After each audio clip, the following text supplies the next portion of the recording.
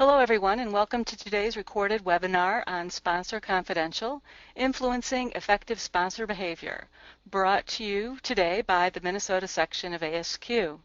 I am Karen Maskell, your moderator for today, and if you've not already done so, please take a moment to read the instructions we provided in the chat window. If you want any questions during this session, we ask that you start by typing the word question in all caps within the field so that we can pick those out. If you have an issue with your browser, we will be or a system issue, we will be looking at that chat window as well and helping you to resolve those during the session. So now moving along to our session. This session will help you to influence and engage sponsors differently to increase the likelihood that they demonstrate the behaviors required for project success. You will learn 3 criteria that will assure you have the right project sponsor, as well as the 6 key responsibilities of every sponsor. You will discover the most common types of sponsorship problems, and you will be introduced to an FMEA type assessment tool to diagnose and decode your sponsor's behavior patterns, determine common and unique causes of those behaviors, then determine appropriate influence tactics. Finally, we will explore 4 common causes for sponsor underperformance, including recommended tactics and quotables you can use immediately. We're delighted to provide you with this always timely topic and interesting speaker. Kimberlee Williams is the former head of Global Change Execution at Merck & Company and a Lean Six Sigma Black Belt. In 2012, she made the life-changing decision to establish the Center for Strategy Realization, specializing in capabilities for business transformation. The center supports leaders across levels and disciplines to create behavior change, re-energize their people, capitalize on chaotic business environment, and achieve extraordinary results. Her training, workshops, consulting, facilitation, and speaking programs deliver exceptional value and meet each client's special business needs. Please welcome Kimberlee Williams, who will be speaking to us on Sponsor Confidential, Influencing Effective Sponsor Behavior. Take it away, Kimberlee. Well, thank you so much, Karen, and hello to everyone on the phone today. I really appreciate the warm welcome. We've got a large audience today with representatives from all sorts of from industries and organizations throughout North America. So it's so great to meet with you virtually, and I hope that I'll be able to provide you a lot of value today. I think that as we talk about sponsorship, many of us recognize that it has either been the cause of some of our greatest successes or our greatest reason for perhaps underperformances. And so to the extent that we can learn to work with our sponsors and influence them more successfully, it will help us to get a better result. So a couple of objectives for today, and by the way, I've come down with a bit of a cold, so I apologize for the scratchy voice today, and I appreciate your patience. So a couple of the things that we want to talk about today, as Karen mentioned, we're going to identify the 3 criteria to increase the likelihood that you've got the right sponsor functioning in your initiative effectively. We're going to conduct a pattern analysis using an FMEA-like tool and brainstorm some tactics to address those. We're going to use a quick case study example, but then we're also going to apply it to a sponsor on your project. So as I'm going through the material before we do that application, it would be helpful for you to think about a recent project that you've worked on where you've had a difficult sponsor that you needed to influence so that you can do a very specific assessment of that person's behaviors. And then finally, we're going to look at some common causes that come up all the time.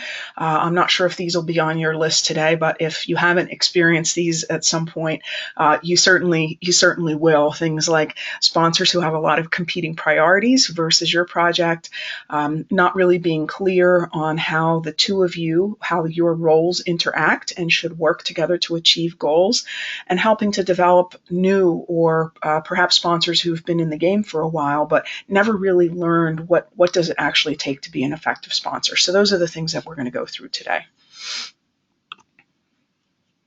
So first, I'm going to share with you a number of data points that I published recently and presented at the Chief Strategy Officer Summit in New York City in December of this past year. you don't need to write down any of the data or statistics that I share with you today. I am going to give you a link later where you can go and access this research report so you can get more of that data.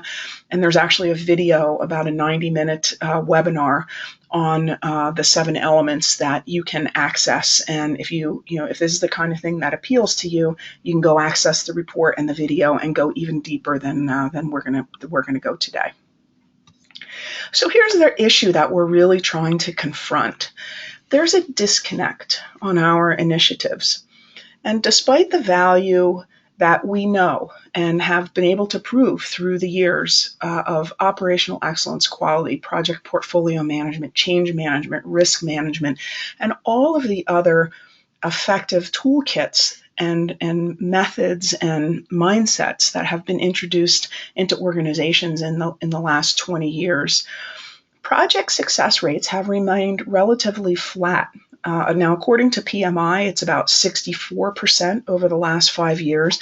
But if you go and dig into that research report that I just mentioned to you a little bit, there's a lot of other data that says from a financial perspective, projects may be even underperforming worse than that. So executives, for instance, in one study saying that they're only getting 50 to 63% of their financial results. And so despite the fact that we're doing really well on introducing these methodologies to increase the performance of our initiatives and our company more broadly, we're not getting all the way there for some reason. So first, just to kind of level set, I wanted to get an idea from you. I'm going to launch a poll here for us. Overall, what percent of outcomes would you guesstimate that you're achieving on your major initiatives today? And when I'm talking about outcomes, in this case, let's just not look at financial outcomes, but are they on time? Are they on budget? Are they achieving financial outcomes? But are they also achieving those perhaps less tangible outcomes, in terms of reputation in the marketplace, or the kinds of things that other things that your initiatives are trying to deliver? So give me a sense, and we've got about 40% of the votes in now. Give me a sense of, how well do you think your initiatives are performing? And I know it's sort of a broad question, but just so we have a bit of a thumb in the wind, how effective are your initiatives at getting the outcomes that they intend to? We'll give it just another second or two. We have about 70% of the vote in. All right, if you haven't voted, please do that now. I'm going to close it out. And we've got about 85% of the vote in now, so I'm going to close this out and share the results. Yeah, so this is pretty typical of what we often see in the center. Perhaps a little on the high side, on the 60 to 79%. Often see about half in the middle, and then typically just a shade higher in the 20 to 39% range. But I would say this is not too far off of what we normally see. I mean, I don't know about you, but if I actually had to go to my boss when I had a corporate role and said to her, you can expect me to deliver about half of the results on the initiative that you have assigned me to, I don't think that it would have instilled a sense of confidence in her and, caused me to hold a high opinion in her estimation. So for sure, these are underperforming. And again, back to the report, if we were only able to bend that curve just a little bit and to get more of these initiatives in the 60 to 80 or perhaps just a little bit past 80% range, we could increase the value we're delivering to our companies by 60 to 100%. I mean, it's an enormous number. And so a small shift in the realization of results on our initiatives can really drive a lot of value in our organizations. But the key here, let me get back to where we were. The key here is that we really wanted to understand, okay, so if all the good stuff we're doing is getting us into this, perhaps 50 to 60% range now, what's missing? And so we did a meta-analysis of 30 sources on initiative failure or underperformance. Failure, I think, is a bit of a loaded term, and we don't all agree on the definition, but initiatives that didn't necessarily meet their goals revealed 7 factors to getting better initiative value. And so here are some of the sources. Obviously, these are big names in the business. And here's what we found. Lack of clearly defined outcomes, low senior management commitment, leaders don't share a consistent view that drives prioritization and trade-off decisions, inadequate communication or information flow, middle managers lack capability or are disengaged. There's a lack of adoption or motivation by employees to change their behavior, and performance linkages are not in place. In other words, we don't necessarily create the accountability that's needed. There's 2 more here. I'm going to come back to those in a minute. But if you look across those in blue, as we did, you probably come to the same conclusion as we did, which is all of these things have to do with the quality of leader engagement during strategy implementation. So, these may not, if we were doing an analysis to understand exactly what accounts for the variation in realization of our initiatives, we might not be able to say that this is the causal factor, but for sure we would be able to say it's one of the causal factors and one that is often not identified. Pardon me. So going back to these other 2, we also found that insufficient funding or resources was also an indicator of initiative underperformance. And, on its surface, it may just be our organization doesn't have the budget, doesn't actually have the capital to take on this project. Or it could mean that our leaders have allocated those dollars elsewhere, not to our project, right? And in that case, it's a leadership decision, which has to do with leader engagement. Similarly, methodologies, for instance, operational excellence, quality, Sigma, project management, change management, etc., not valued or used. So in this case, some organizations, not many, but some still aren't using these approaches. But in those that are, where it's not valued, again, that really may come back to a leader mindset or a leader decision. And so I leave them in here just so you know there are potentially some other contributors under leader engagement, but we're still doing the research around those. And so the way we look at these, we've kind of packaged them a little bit to make them easier for people to think about and incorporate in how to manage these in their initiatives. And so we call these the strategic engagement skills. They're basically the change leadership skills, either on our part as professionals or on the part of our leaders that are needed to influence initiative success. And so, when it comes to things like being clear and getting people motivated about the change, inspire, making timely decisions and prioritizing, that's a line. Network, communicating and resourcing across the organization, translating, actually working with middle level managers and employees in Energize to get them to make the behavior changes, manage, creating those hooks in the organization for accountability. And the last one that we've added here, because of that one around methods, is really guide. Are they working with someone who has change skills in the organization, who can coach and help them if this set of things isn't necessarily a strength for them? The other thing that we found, when we talk about these engagement skills and sponsorship is it seems to be a skill set that companies are not developing for.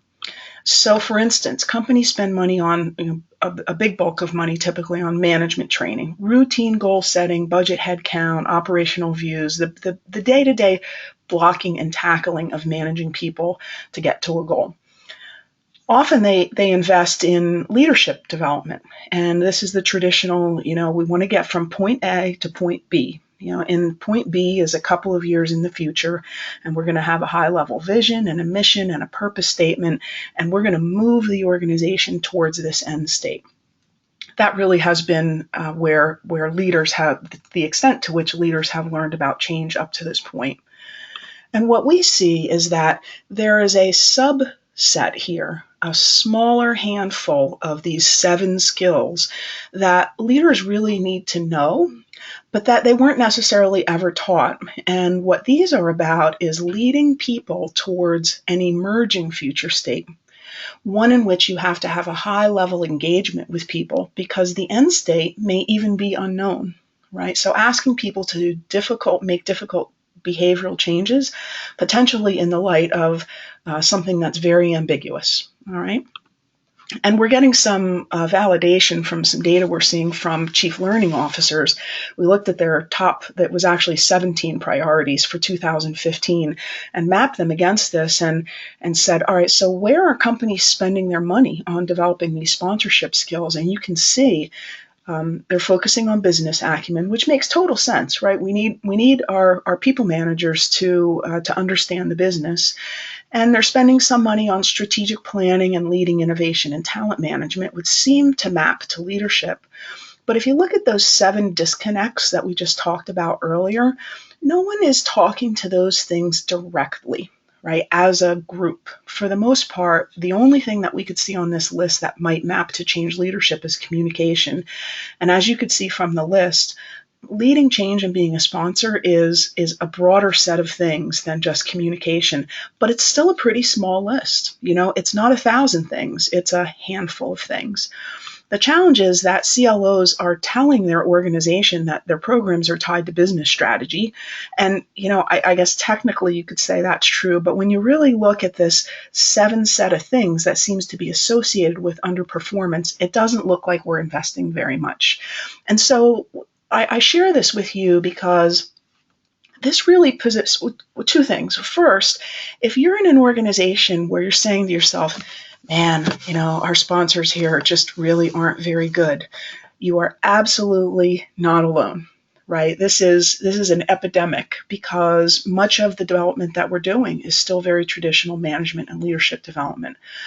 The second thing is, in my opinion, as change agents, people who are professionals leading change, this gives us a tremendous opportunity to position ourselves to coach and work alongside leaders to help them develop these skills. Okay, so here are some of the symptoms that we commonly see, and it's not just when we have change leadership issues, it's not just the sponsor that's the problem, right? So you're probably sitting there saying, my sponsor doesn't do what I need, and your sponsor's saying, what the heck does this person want me to do?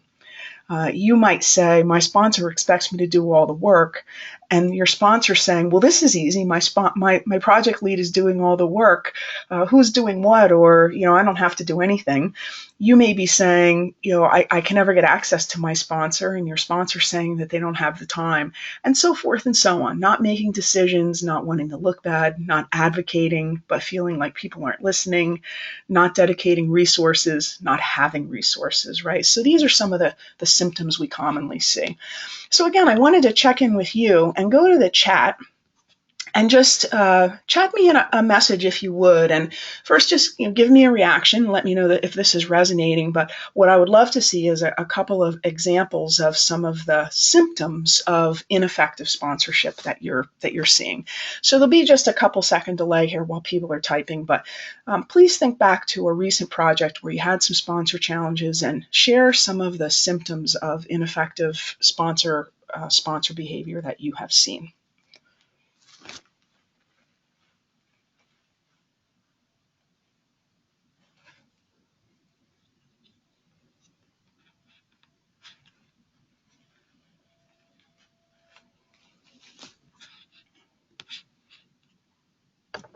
So I'm not seeing any messages, so I don't know if that means that you haven't had any sponsor issues, which I would be a little bit surprised with. Oh, I think that we may have a raised hand.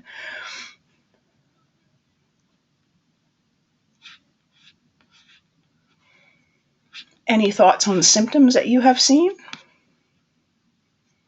Or any questions that you have about this before we move on? All right, so for our purposes then, I'm going to assume that maybe you don't have anything to add to this, that these are some of the symptoms of sponsor issues that you have seen, and we'll work from there.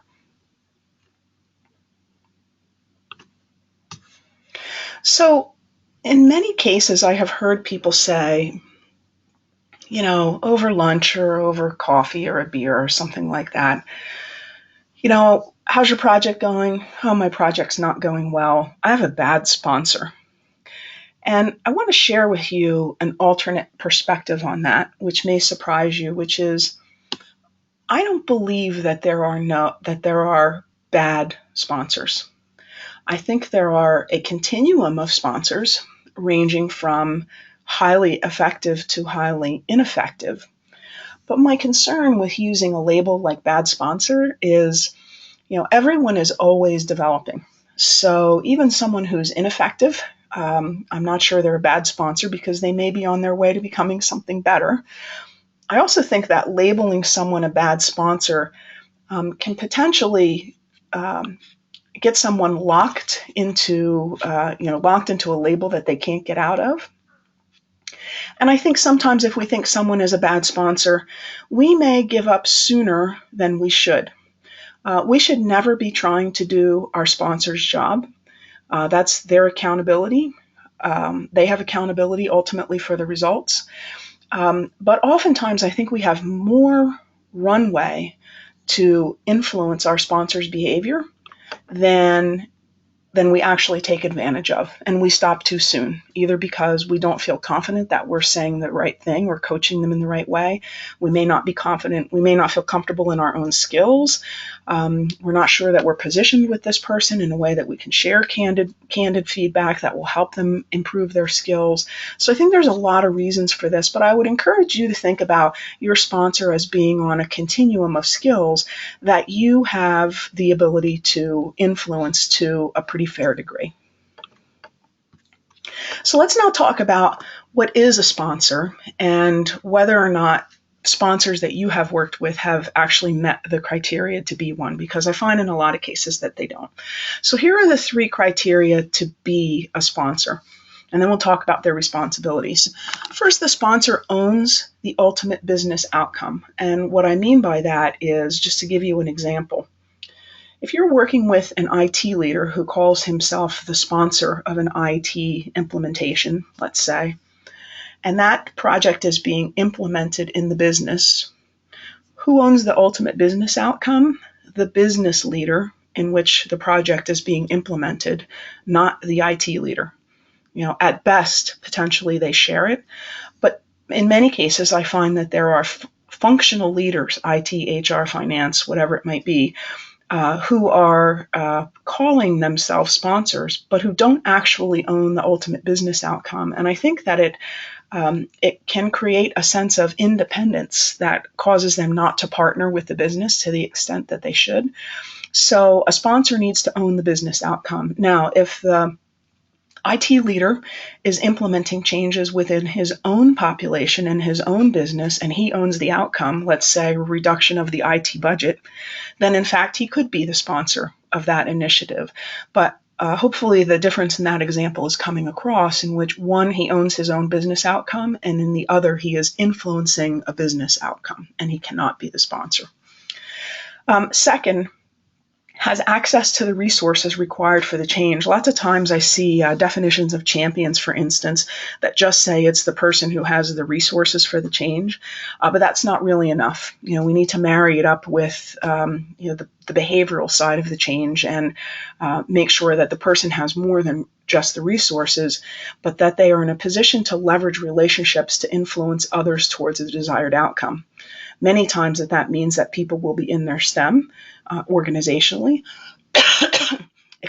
or they have the ability to influence what the people who are making the changes, they have the ability to influence what they're going to get from the change. So they have the influence perhaps to influence what is going to be in their personal performance plan for next year. So these are the three criteria. I'd say about at least half of the time in my experience, initiatives have the wrong sponsor. It may be because they were the only person available, or the organization didn't know any better, or they lobbied to do it because they wanted to assert undue influence over the project, or they had some sort of pet project that they wanted to run. But none of those are good reasons for someone who doesn't actually own the ultimate business outcome to be the sponsor.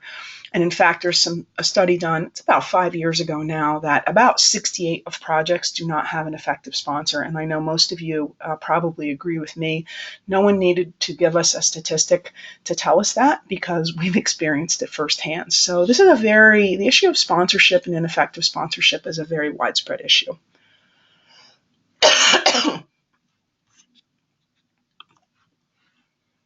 I'm going to mute myself for just a moment, pardon me.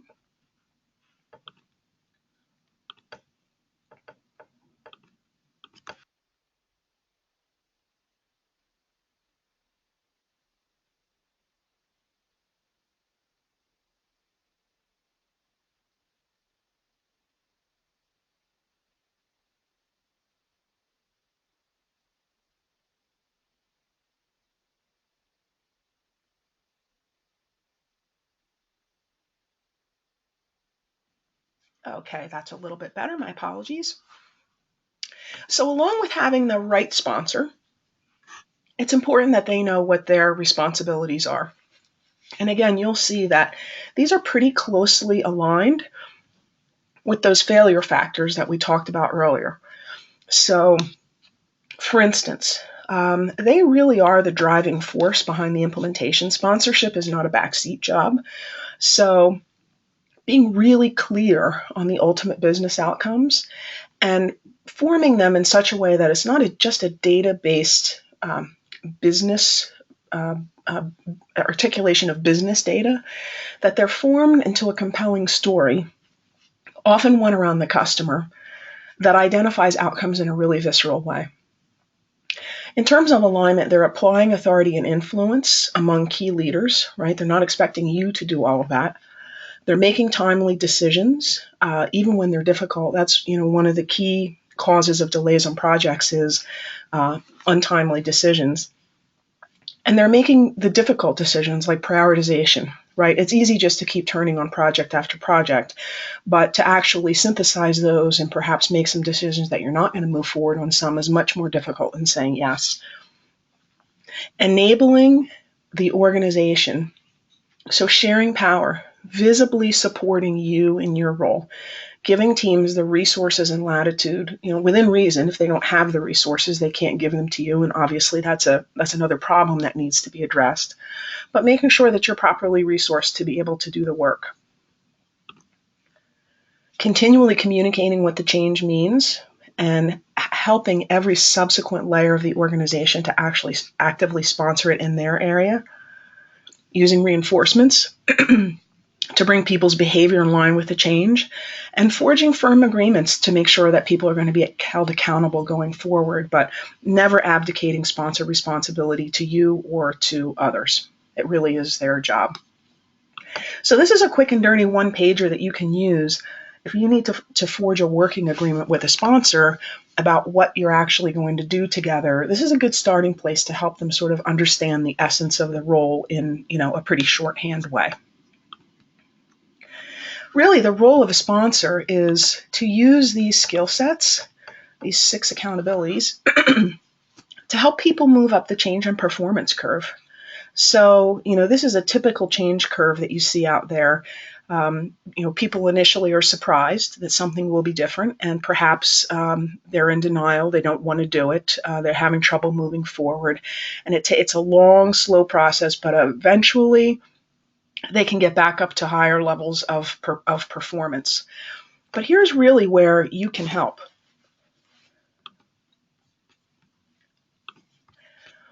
So helping sponsors work with people in ways that are using these key skills can help them move up the curve much more quickly.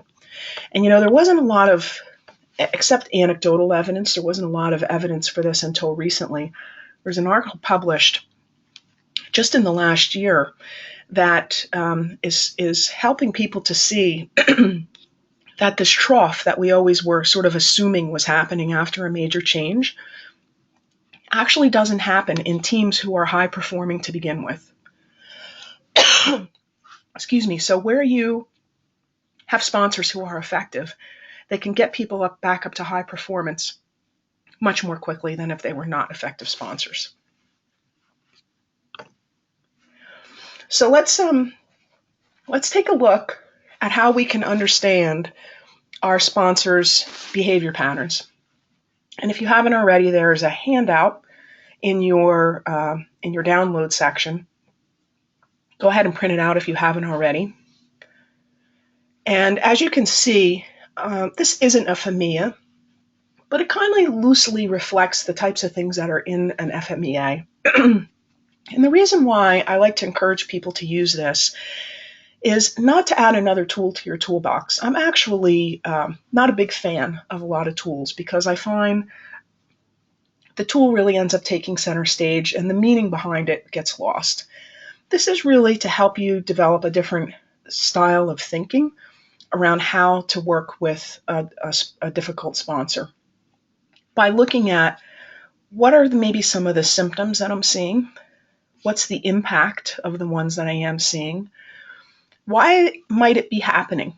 Is it because they don't know how to do it, they're not able, or because they don't seem to want to do it? So you have to make some assumptions. There is some subjectivity here, but it gives you a way to winnow away all of the noise around, I think I have a bad sponsor or an ineffective sponsor. And instead of dealing with each of these things individually, to start to look across these and say, well, what are some of the things that might be happening to cause these? And then how do I prioritize my time and activities so I can actually address them? So you're applying some of the same operational excellence and quality thinking that you would to a business problem, to a sponsor problem, and using it to tease out places where you could have some influence and some leverage. So let's do an example. Let's talk about Reggie, who is the sponsor. This is Reggie, and his boss, Shelley. Let's say that you are working on Reggie's project, and Reggie's not showing up at key meetings. He's not visible. You have heard from other people who are working with him that it's just not you. It's happening on 12 other projects that he's sponsoring. And decision-making is really breaking down because he's never there to weigh in on anything. And the team tries to make some of these decisions and move forward themselves, but then they just end up in the spiral of revisiting decisions because Reggie and his peers haven't necessarily approved those. So they get stuck and things are slowing down. A lot of times he comes in later in the morning because he has some legitimate personal obligations, and he's worked this out with Shelley, and she's accommodating on him on this. It's a temporary thing. However, it is inconvenient for the team because there already aren't enough hours in the day, and now there are 3 to 4 less, unless you want to stay and work at night when Reggie is there. Moreover, he doesn't seem very interested in this project, and he wants to delegate. He tells you, "Well, just go do it," but then when you try to do it, you sort of get stuck because you are not necessarily doing it the way Reggie would have, and you end up having to sort of back up and go through the rework. So he's sort of sending this message to you that there's a lack of importance. And finally, you sense that Reggie doesn't really believe or want to implement the change that Shelley is telling him he has to make on this project. All right. So let's walk through this in a couple of steps, and then you're going to try this out on your own sponsor. So first of all, let's identify what relevant symptoms we heard and the impact. So here are some of the things I heard. He's absent from key meetings a lot, and it's pretty high impact because it's pretty much bringing the decision making to a halt. He is not exercising his authority, and to some extent, you can go around him. It's not ideal. But more importantly, he's sending a huge message that he's not interested because he's not visible, and he's trying to pass off the responsibility to accountability to other people. He doesn't keep commitments as promised, which, we don't have direct evidence of the impact of that, but, it's got to be having some impact because he's not doing what he should be as a sponsor.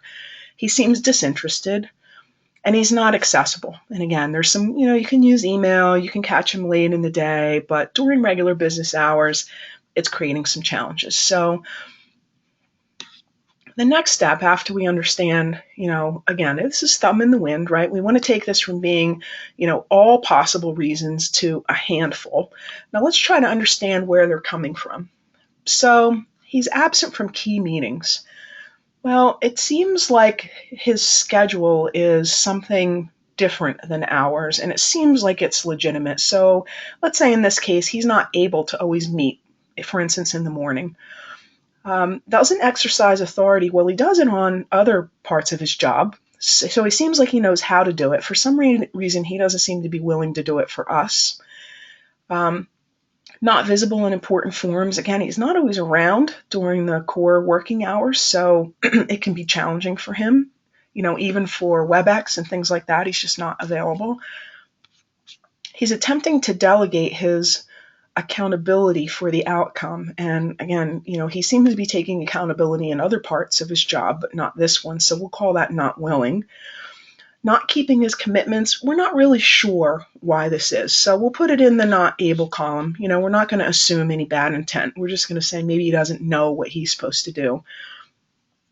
But the fact that he seems disinterested seems like he is making a choice that he doesn't want to go along with Shelley's direction. And so we'll put that a check in the not willing column there. And not accessible, again, it seems like there's a pattern here among these, right? He's not accessible, he's unavailable, he's absent. So we'll put that in the not able column. The next step here, and once you start using this tool, you won't need to use it for very long because you'll be carrying this in your head and you can kind of set the tool aside. Excuse me, except potentially in very complicated cases where you may want to revisit it. But as I look at the patterns here, here's what I see. I see a couple that have to do absent from key meetings, not visible in important forums, not exercising authority, accountability, not interested, not keeping commitments as promised, and being unavailable. And I start to wonder if it could some of the causes could look like this. So in these first two, in the yellow ones, we heard he's on 12 other projects. So maybe he has too many competing priorities. He's just trying to do more things than he should be trying to do. The second one, not exercising authority, accountability, seems disinterested. It seems like maybe something is going on behind the scenes with he and Shelley that they're not agreeing on direction, because in other cases he's doing what he's being asked, but in this case he almost seems to be actively resisting, right? And then in these last two, not meeting commitments as promised, we heard that he's got some significant issues that keep him from coming in the morning. He's got child care and elder care issues and some other commitments, and he and Shelley have temporarily worked out a different schedule for him to work on that would have him working later in the evening. So I would say these two are common causes, right? These come up a lot. They're general. They could happen to any leader. This one is more specific to him, and so in this case, let's call that a unique cause. So if we were to take the next step, we would say, well, regarding the competing priorities, I think maybe I need to have a prioritization conversation with Reggie and say, hey, this thing you've told me that this thing's really important to you, but my observation is it's further down the list. Let's understand where this is really at. You might also want to give him feedback and have an honest discussion on, how do we really get this done? If you really aren't agreeing with Shelley on the changes that are necessary and the outcomes, how are we going to do this, right? That's not a sustainable situation. And finally, you and the team could, to the extent you can, attempt to accommodate his schedule and shift some of your meetings around to allow him to meet his personal obligations and fulfill his role as a sponsor at the same time. But there's one more step that you might want to take, which is, well, what's the right flow of these? In this case, these two are conversations, and this one is a tactic. What's the right flow of these? And as you look at these, you might say, geez, on the surface, this this seems to indicate this person isn't able to effectively manage their personal and work priorities, and they need to be addressed. But once they have been, you're going to have to get to the point that after those have been taken off the table, you can get to his unwillingness to commit to the agenda that he was given by his boss. So what you might do is deal with the ones that are easier to deal with first, right? Have that prioritization conversation. Reschedule some of the meetings so that it's easier for him to, make it easy for him to be a good sponsor. And if you're not seeing results there, I think you need to have the conversation about, there seems to be an unresolved tension about your goals and what you want to do, and Shelley and what she wants to do.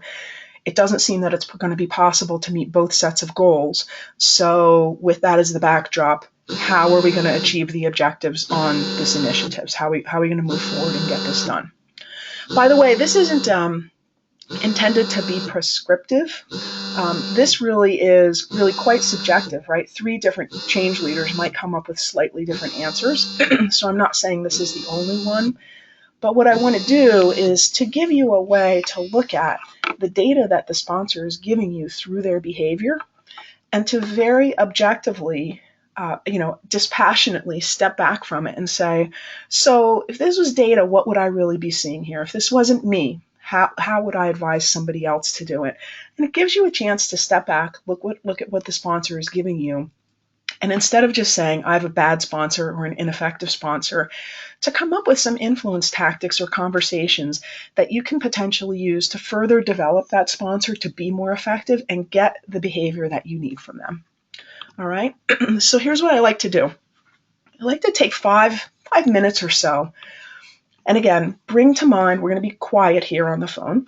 Bring to mind, what are some of the symptoms that I have been seeing from my sponsor? And I'll run back through these to help you a little bit managing the time. Is it due to willingness or ability? Are the possible causes common or unique?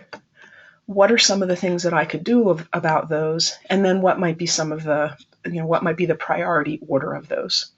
And then I'll ask you to share with me what some of your causes were. Okay, so let me take you back to this first step. Take a minute to think about the project you were on and what were some of the symptoms that you were seeing on the part of your sponsor. And go ahead and put a high, medium, low next to each of those. Take a minute to do that.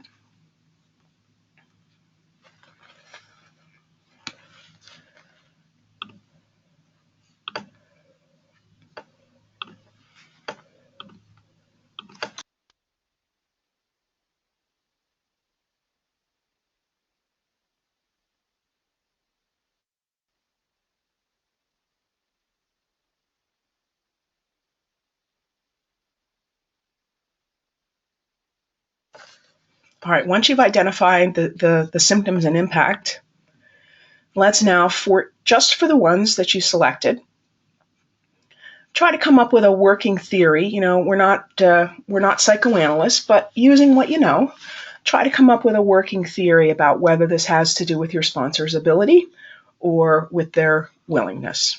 Take a moment and do that, please.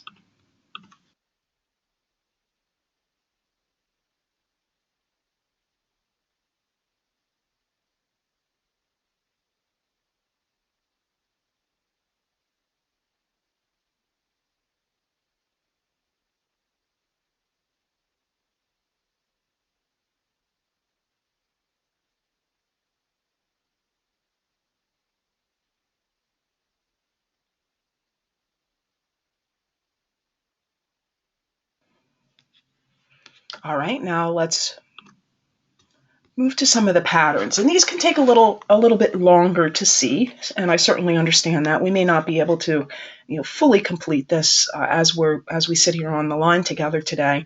But see if you can, using asterisks or a little bit of shading, see if you can start putting together a potential story around these and how they fit together. And then identify what might be common causes, In other words, things that you would see come up more broadly and generally.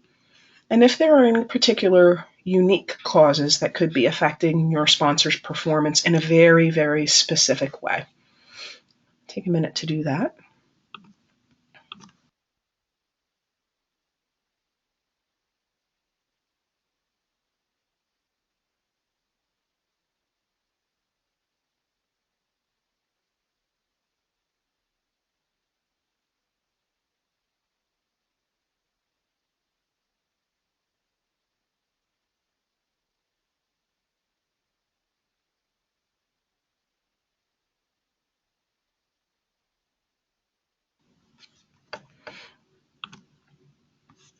And then think about some ways that you can influence each of those possible causes. Can you have a conversation?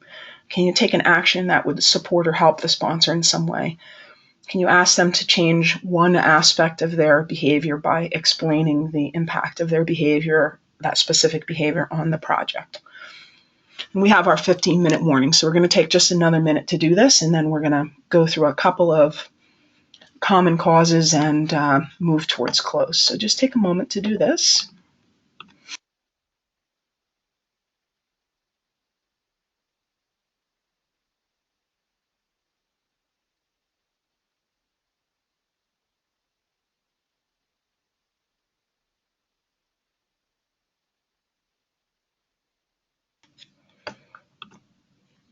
And then finally, and you can reflect on this on your drive home today, or tomorrow on your way in, or when you have a private moment, but what's the right order of these things? Once you've thought about a couple of things you may not have even thought about doing before, what is the right flow? I always like to kind of give the person the benefit of the doubt and kind of work on the coaching and developing them and having a couple conversations and making it as easy as possible for them to do their job without doing it myself.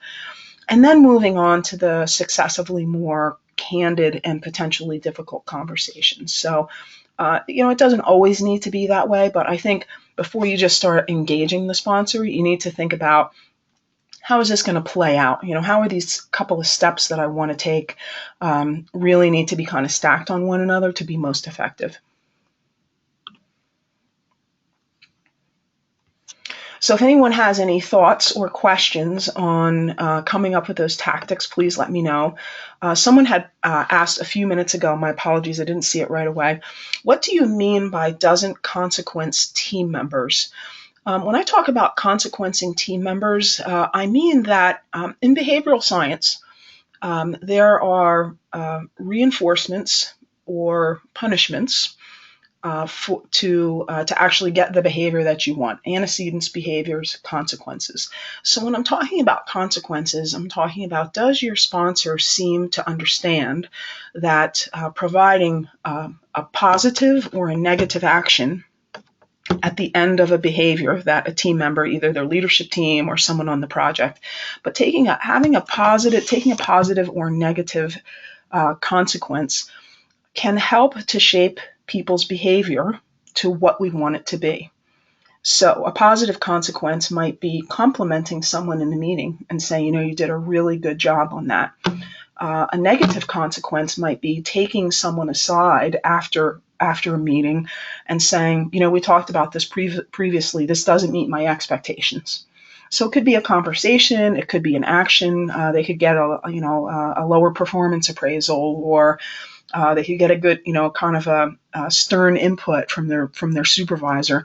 I always prefer 4 positive consequences to 1 negative consequence, because I think that it moves people more easily without being under that veil of threat.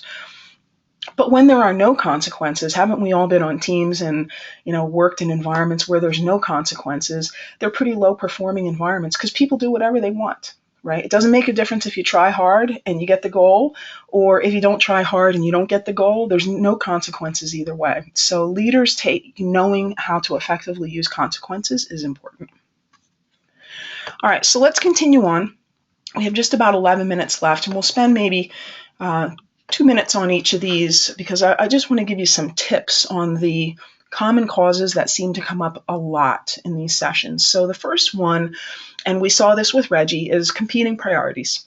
Reggie is trying to be a sponsor on 12 projects. Now, there's no number of projects that you can sponsor effectively, but it's a matter of headspace. And if these are the 6 or 7 things that you need to be able to do effectively with a sponsor, how much time are you actually going to have to do these things effectively if you're working across 12 projects?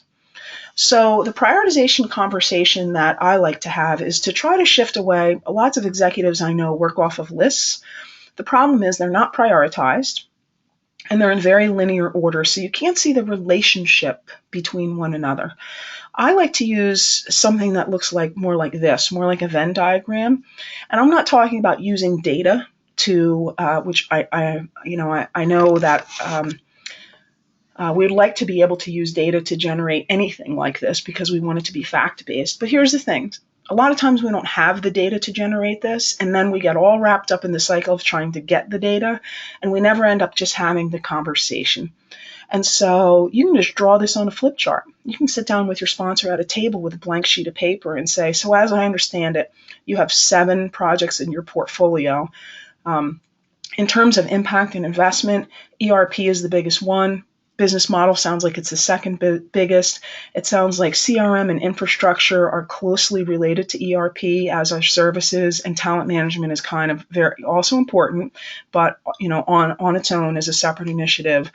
Is this how you see your portfolio? Put a pen in your sponsor's hand, and probably first of all, be prepared for the sell. Whenever you have a prioritization conversation, a sponsor is likely to tell you that the initiative that you're leading for them is the most important initiative in their portfolio because they want you to be committed, right? But having a candid conversation about what is the relative importance of these can help to understand what you can really expect to get from your sponsor and to sensitize them to how much are they really going to have to give. So, this conversation is intended to take them down the path that for them to get the result that they want, they're going to need to make an investment of time and attention to the initiative that you're working on together. And it's a very polite way of saying that. Questions that you can ask to surface competing priorities, why is this project a priority?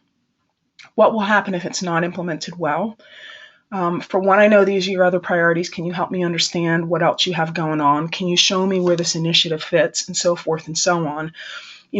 This can help you, and you need to be listening very objectively to really understand early on whether this truly is a priority and you can expect to get a lot of sponsor support or not. And if not, then you can start down the path of figuring out what to do about that. But a lot of project leads go into the project being told this thing is super important, only to figure out 3 to 6 months later that maybe wasn't quite the case, right? The second is that comes up a lot is sponsor and the change lead having a lack of role clarity. What are you doing? What am I doing? And I'm talking about, we need to get to the housekeeping of how often are we going to meet and how am I going to access you. But I'm talking about digging in more deeply and saying, what's your role? What's my role? A working agreement evolves over time. Some people say they want to contract with their sponsor. I really don't agree with that. I don't think any of us like to be contracted with. It makes us feel like we're being painted into the corner, especially if we're early in the relationship with someone. So this is something that evolves over time as you build a relationship, but it's about getting your goals aligned and understanding what each of you are going to do and not do. So, the conversation here is around, we need to determine how we're going to work together and support our mutual goals, okay? So having a conversation about this is your role, this is my role, do you agree with what we just discussed? What do you think is the best way to give each other feedback? The fastest way to accelerate your relationship with your sponsor is to be able to give one another feedback, right? Executives, even though sometimes they don't seem like they do, generally value feedback because lots of times they understand that the feedback that they're getting from their organization is highly filtered. And so to the extent that you can be diplomatic but very honest about what you're seeing, you can add a lot of value to the relationship, as well as asking things like what's your preferred decision-making style, what do you need from me to be able to make prompt decisions. This will help the two of you get off on firm footing in your working relationship. And finally, As we said earlier, most sponsors don't know how to sponsor. And so start with that in mind without being condescending. Help make it a little easier. Treat them with dignity and respect. Don't say, oh, it doesn't seem like you've ever been a sponsor before, right? Gently probe what they're comfortable and not comfortable doing, not just from the perspective as a sponsor, but as a leader, as a person. If they hate to get up on stage, let's not make all their communication be town halls, right? Let's find areas to work within their strengths that they're going to be more comfortable with. And make these things finite and doable, right? You want to build them up. You want to help them be successful so it will be easier for them to do what you're asking. So we're at 5 minutes. So these are going to be here for you to refer to. Have you been a sponsor before? What are your concerns? What are you open to input on, right? This is you beginning to build the relationship. So this is the summary of what we talked about, right? You've got 3 criteria now, starting always with whether or not they own the business outcome to increase the likelihood you've got the right person. Coming up really by getting under the surface of their behaviors and trying to come up with tactics or conversation to address their sponsor behavior. You have more runway than you realize to be able to influence them. And then we talked about some tactics that you can take for some things that come up all the time. Competing priorities, how we're going to work together to achieve goals, and developing them if they really don't understand what it means to be a sponsor. So Karen just told me that we have no questions pending. So let me just pause here for a minute and see if anything jumps to mind for you. We've got about 4 minutes left. Kimberlee, thank you again for addressing this topic. This makes it very, very compelling to think about this, working with the sponsor and all the different opportunities that we have to get our sponsors engaged so that we achieve the project objectives. I know that a lot of benchmarking studies indicate that sponsorship is 4 times more important than any other factor in change management. So this is really a timely and important topic. One of the questions that we have is, what if I'm too junior or my sponsor doesn't want my input? Perhaps you can answer that. Sure. So, I think that part of it has to do with establishing your role as a credible person who's going to partner with them to deliver the outcome. If they see you as a pair of hands, they may not value your input. And so to the extent that you are really able to tie yourself to the outcomes, it makes your level in the organization less important. Now, I know some organizations are very hierarchical. I've worked with some very hierarchical companies, but my second piece of advice is make sure that's not something that you're putting on yourself. Sponsors are really motivated to get their results, and you may only handicap yourself by saying I'm too junior, right? So really think about having an eyeball to eyeball relationship, and think about the value that, and be able to articulate the value you bring to the table. And the last thing I would say is, think about, is it you or is it the sponsor? There may be more things that you can do to influence the sponsor, and I would try some of those just as we talked about today. But if you're finding that you're getting really to the end of the runway and not getting the results that you want, it may be that there's a small number of sorry, I just saw another question come in. There's a small number of sponsors who just really aren't coachable. And so look at whether they ever take input from anyone other than you. It may not be you. This may be one of a small number of people who just are not open to taking anyone's input. It may not have nothing to do with you or your level. How would you deal with multiple sponsor, various regions which are not aligned on outcome strategy, but the project is focused on standardization across all regions? So I never advocate having multiple sponsors for this very reason. You get into a decision vapor lock. And so having someone above them either be the sponsor or them agreeing, more likely than not, they won't agree, but you can try to get them to agree on who will be the one sponsor among them, or you can escalate it to the next level. But whenever you have multiple sponsors, they tend to have a lot of difficulty making decisions. And so getting the right voice in the room to be the sponsor, I think, is the most important thing. Otherwise, getting them together in a group discussion and figuring out what those big boulders are that they don't agree on and getting those on the table and getting decisions, helping them understand that if these decisions can't be made, they're not going to get the outcomes that they want. So 2-minute warning, real quickly. The research report that I talked about earlier, here's the link where you can go access that. The research report and the video is archived on the ASQ HD&L website. It's about 90 minutes. It's a longer drive through the skills that we're talking about here. There is in your handouts a high-level overview of the skills that leaders need and the ones you can coach them on. And there's a couple books and resources here if you want to go dig into them a little bit offline. If this appeals to you and you want to increase your professional net worth and develop these skills so you can more effectively coach and influence your sponsors, we do have a program coming up in April. It is an 8-week virtual live class with me. Deep learning going into each of the strategic engagement skills, comprehensive assessment of your skills and your project. And really, we have a great group of people who are coming from some major companies, going deep on the stuff that's really hard, right? Some of the questions that you just talked about here are exactly the kinds of things that we work through together when we have more time. The center does work with fabulous companies all over the world, and we're getting great feedback on our approach because it really builds on change management, project and program management, right? This is the influence part that we really typically get stuck on. So ASQ is offering early pricing. I'll send you an email afterwards. You can go to my website or the ASQ website. And with that, that brings us to a close. Karen, let me hand it back to you. Thank you very much, Kimberlee, for addressing this very interesting topic. You provided a wealth of information. I know we have a couple of more questions pending, so we will get those to you. Maybe you can briefly outline those in your follow-up email. As a reminder, this webinar will be made available, the recording, in a few days.